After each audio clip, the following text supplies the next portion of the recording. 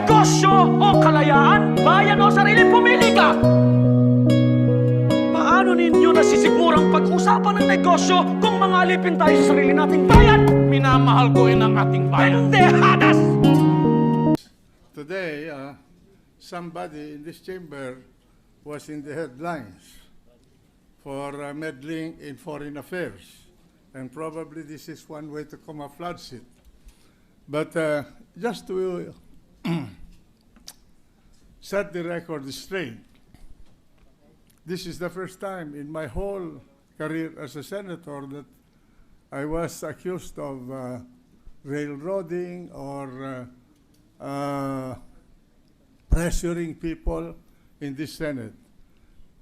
Isn't it a fact, Your Honor, that you appeared in that caucus late? Do you remember what time you arrived in that caucus?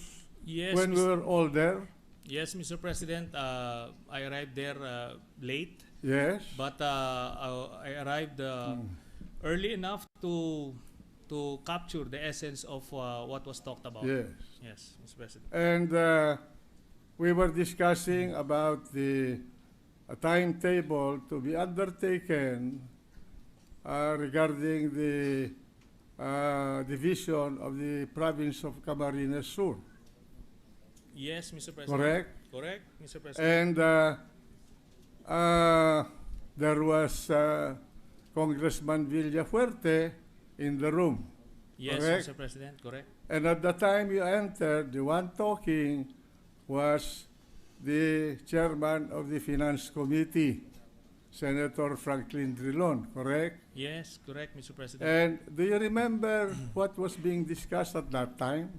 The timeline Correct. regarding the bill, Mr. And President. that was the reason why Congressman Villafuerte was asked to enter the room because I did not know about the timeline that he was talking about. And you did not know this because you were late. Yes, Mr. President, but I don't see the relevance of the point you're making right now because I hardly touched on the details of the caucus, Mr. President. Because I believe the details Well, of what I happened am in the asking caucus questions. was I don't irrelevant. think you know the rules. Yes, I can ask you anything under the sun. I'm going to ask some more questions about you. yes, Mr. All right. President. Then I will answer. Then just that, answer my that's question, irrelevant. Yes, please. Mr. President. If you are a gentleman, and I assume that you are, answer my questions. Yes, Mr. President. Now, isn't it that at that point, it was Senator Drilon who was discussing the timeline with Congressman Villafuerte when you entered the room? Yes, Mr. President. And did I say anything to pressure you to favor one side or the other? Precisely, Mr. President. That's not the point.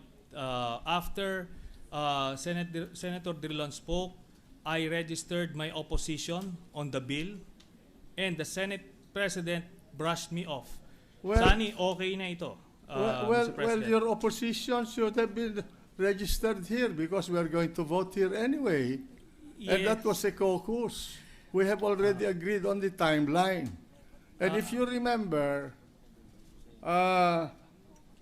the gentleman from Camarines Sur, Congressman Villafuerte, was pleading with us to just have the hearing conducted because they were running on a very, very tight schedule. And as President of the Senate, it was my duty to hear everybody. And that's why precisely I could not decide the issue because I'm not like that. I have to present it to the members of the Senate in a caucus. And whatever is decided by the caucus, I abide by it, even during impeachment. Were you not present in these caucuses? Is there any instance where I ask you or any one of you to vote according to my wishes? Mr. President, I'm asking you a question. That's irrelevant from this. I can cite several instances. You know, it's irrelevant because Yes. you are telling falsehoods here. I take exception to that statement. I Mr. am President. saying you're telling falsehoods here. Well, Because there are records of our proceedings. Well, Mr. President. All right.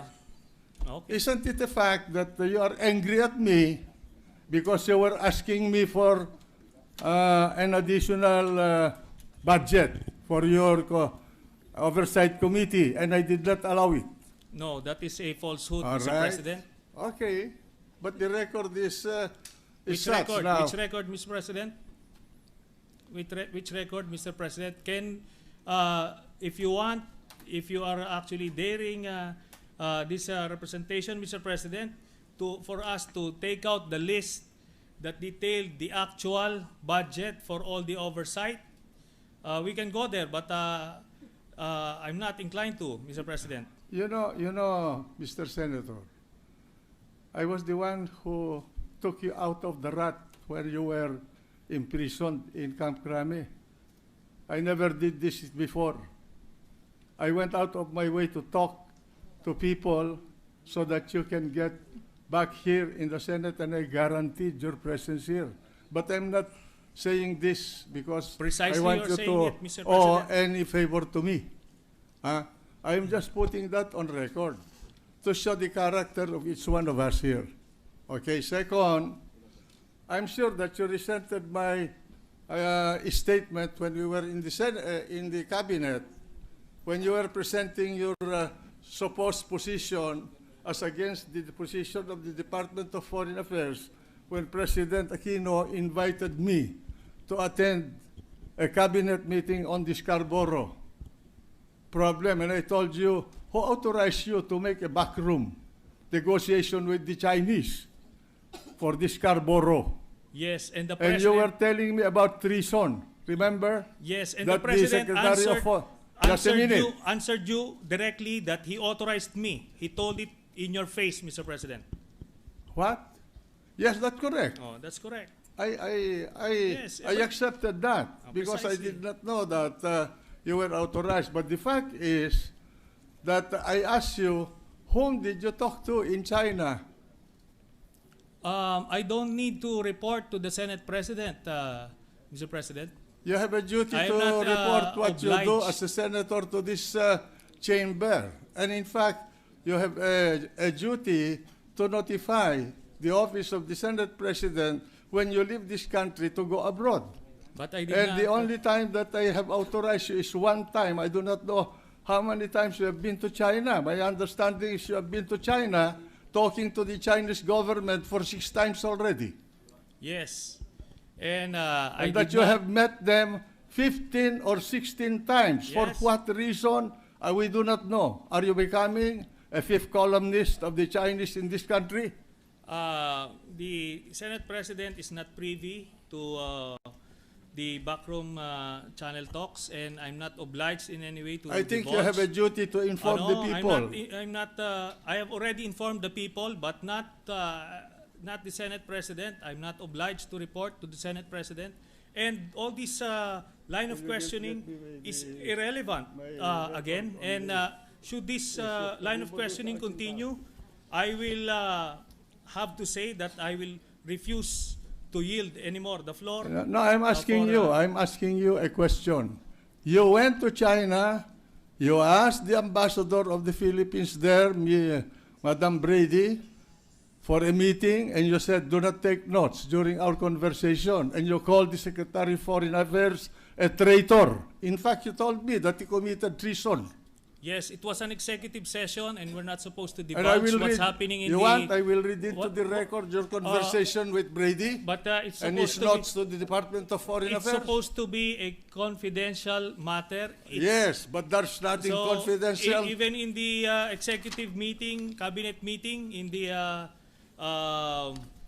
cabinet meeting in Malacanang, Mr. President, I will refuse to answer if that's Because you going to be the cannot line. answer the no, questions I'm because going it's to ask going you to about be your improper meeting. in this particular interpretation. Because you cannot answer I the can questions answer. I'm going to I ask can you. answer, but I won't be baited into that trap. You met, The point you met here Brady. is, Mr. President, this is Mr. how I felt. President, may I request this gentleman Mr. President, to in be that case, admonished. I will refuse to yield the floor anymore Well, for in that case, I any will read it to, interpretation. I will And, read it to the record, the notes that Mrs. Brady or Ambassador Brady wrote about your conversation with her in Beijing on August 12, 2012. You want me to A read point this? of order, Mr. President. You want me to read this? A point of What is the order. point of order? The gentleman from the Bicol? Senate President may reveal sensitive information pertaining to foreign relations and national security, and I believe it is out of order in You this do not teach me what session. the parliamentary proceedings. I'm not answerable to anybody There about is a what point I of say order, in this hall. Mr. President. The Senate President may proceed. All right, and I have here the white paper that you've been writing about the Secretary of Foreign Affairs.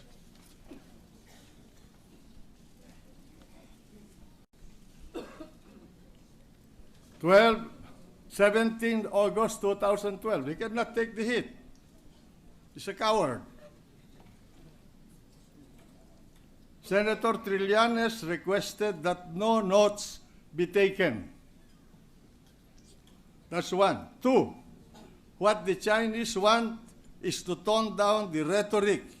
He met the night before Mr. President. with the senior Chinese Point of order, Mr. MFA President. officials. Thanks for watching. Don't forget to subscribe and hit the notification bell.